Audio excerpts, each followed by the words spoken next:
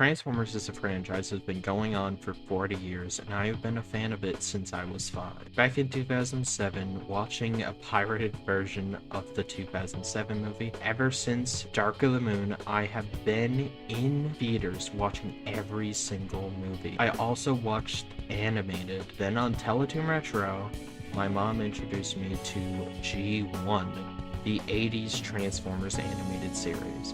It was awesome as a kid getting to see my favorite franchise, the roots of what it used to be like and how much it's evolved over time. G1 was not my starting point, but I still loved it just the same. I love seeing the wide assortment of characters that the movies and, frankly, other TF media did not have enough time to flesh out or didn't have the budget for such a big cast. There was at least over 100 or 200 characters within the 3 seasons and movie of the G1 cartoon. And I came to the realization that every single Transformer is somebody's favorite, and there is something special about that. No matter how mainstream or obscure or unique or new or old a character is, they are someone's favorite iteration or version of the character. If you're a fan of the channel, you know that I love Cosmos. Cosmos is my favorite character. I've done several videos talking about how much I love Cosmos and why I love Cosmos. I relate to the character a lot. Soundwave used to be my favorite character because of how cool he was. But then, eventually, I read the Transformers IDW comics and Cosmos quickly became my favorite character. To the point I'm even voicing him in several Transformers fan series. But I've been asked, if Cosmos and Soundwave are my favorite characters, who is my least favorite? And I thought about it and I thought to myself, I don't really think I have someone who I absolutely can't stand, someone I hate, an irredeemable character. Like, even characters like Getaway, Overlord, Sunder, these are horrible monsters, but I like them for the fact that they are so irredeemably evil.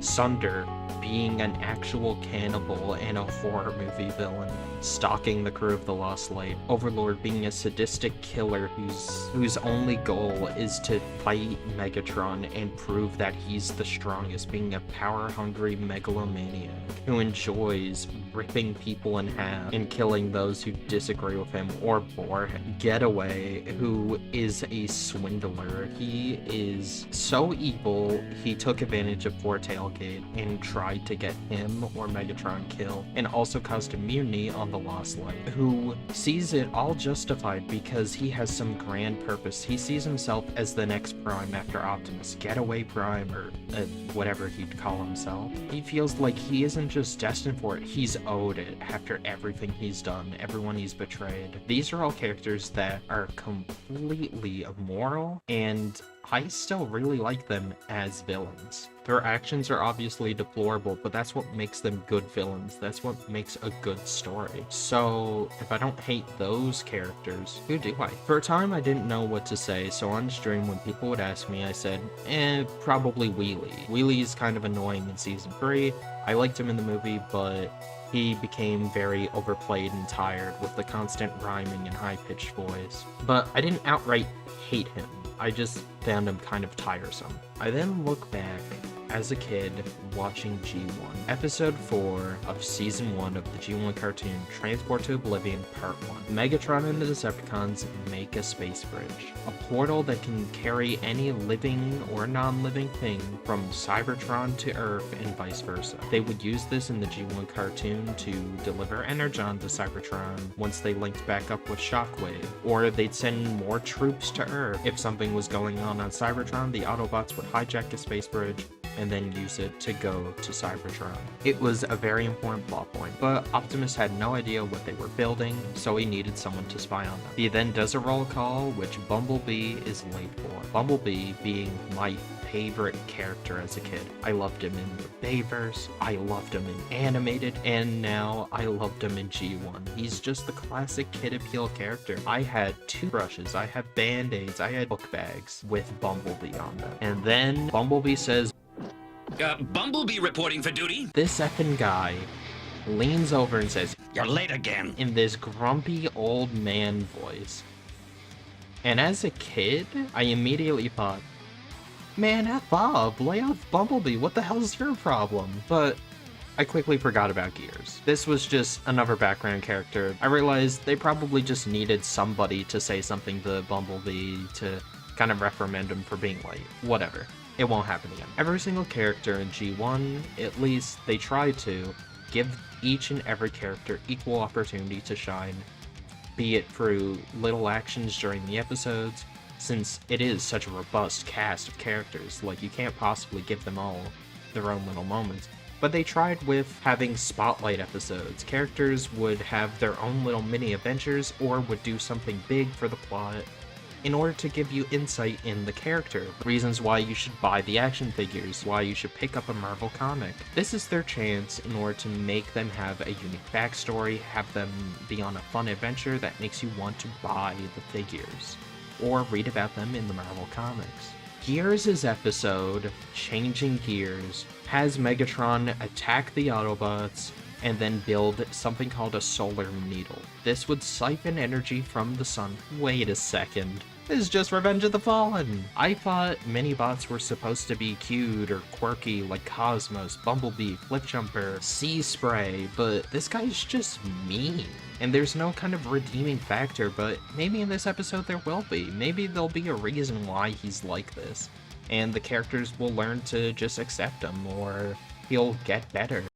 Megatron takes this floppy disk out, which has all of his grumpiness, and he becomes nice and a servant to Megatron? As a kid, and even now, I don't like the idea that Transformers' personalities are stored on, like, a component or a floppy disk or a USB. Kind of makes the whole, like, autonomous living organisms from the planet Cybertron feel fake, because if you can just take out someone's personality and program into something else, are they really alive, or is it simulated? Optimus Prime and the Autobots don't really seem too phased about Gears, but to be fair, the sun is going to explode, so I don't expect them to be. Gears becomes nice and just complacent. He's happy-go-lucky to do whatever Megatron says. Sure, he says some mean things, but he does so with a smile, and it's just condescending. It doesn't make me like the character, it just makes me hate him more than I already did. By the end of the episode, the Autobots are about to give him back his grumpy floppy disk, but then the Autobots say, oh, we put it to a vote, and we actually like Gears more, you know, nice, and not constantly groaning and complaining about his gears acting up or his pistons freezing or whatever. Optimus Prime laughs and then gives it back to him anyways, because for him is the right of all sentient beings, blah blah blah blah blah. And then he immediately starts complaining again.